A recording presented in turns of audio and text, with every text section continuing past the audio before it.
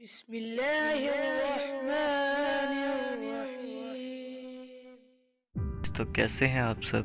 امید کرتا ہوں سب ٹھیک ہوں گے۔ جب بھی کوئی پرفارمنس دیتا ہے تو اس کے بعد دو طرح کے لیڈر پیدا ہوتے ہیں۔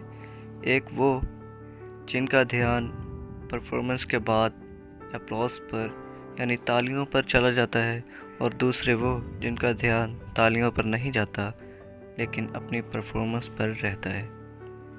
ہم سمجھتے ہیں کہ تالیاں ہماری ہر پرفارمنس کے بعد زیادہ سے زیادہ بجنی چاہیے، لیکن ہم یہ نہیں دیکھتے کہ ہم ہیں کس لیول کے اور ہمیں کس لیول پر جانا ہے۔ مثال دیتا ہوں ایک بندے کی، اگر ایک بندہ 10,000 ایک مہینے کا کماتا ہے تو اس کے گھر والے بھی اسے اپریشیٹ کرتے ہیں، اور اگر وہ اگلے مہینے بھی 10,000 ہی کمائے گا تو تالیاں کم ہو جائیں گی، اور تیسرے مہینے بھی اگر 10,000 کا چیک لائے گا تو تالیاں اور کم ہو جائیں گی، اور وہ سوچے گا کہ تالیاں کیوں کم ہو رہی ہیں۔ اگر اس نے تالیاں بجوانی ہی ہیں تو اسے اپنی پرفارمنس پر دھیان دینا چاہیے۔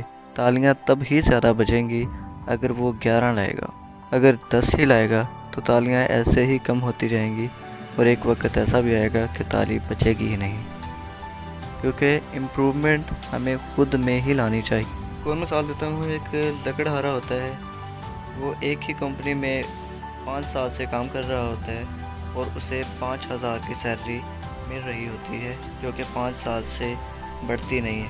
ایک اور لکڑہارا اس کمپنی کو جوائن کرتا ہے، اس کی 1 سال بعد سیلری 5 سے 6,000 ہو جاتی ہے، لیکن اس کی 5 ہی رہتی ہے۔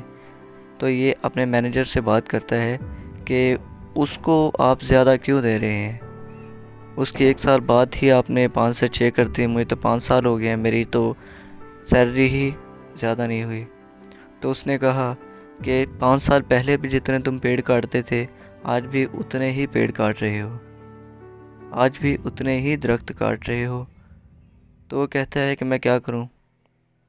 تو مینیجر کہتا ہے کہ تم امپروومنٹ لاؤ، ہم رزلٹ اورینٹڈ کمپنی ہیں، اگر تم امپروومنٹ لاؤ گے، پہلے سے زیادہ پیڑ کاٹو گے تو ہم تمہاری سیلری بڑھا دیں گے، کیونکہ ہم کسی کی محنت رائے گاہ نہیں جانے دیتے۔ تو وہ کہتا ہے مجھے کیا کرنا چاہیے؟ تو مینیجر اس سے کہتا ہے کہ تم اس بندے سے کیوں نہیں پوچھتے کہ جس کی 5 سے 6,000 ہو گئی ہے، یعنی دوسرے ووڈ کٹر سے۔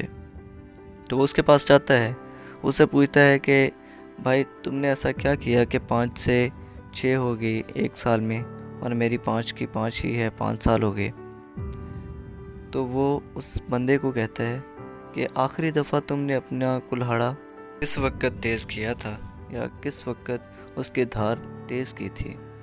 پرانا لکڑہارا نئے لکڑہارے کو کہتا ہے کہ یہ مجھے یاد نہیں کہ میں نے کب کیا تھا، یا شاید کیا ہی نہیں۔